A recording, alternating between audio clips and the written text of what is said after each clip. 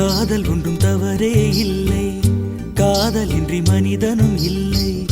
நண்பர்களும் காதலராக மாறிய பின் சொல்லிய உண்மை. நீயும் நானும் பழகுறோமே காதலாகுமா?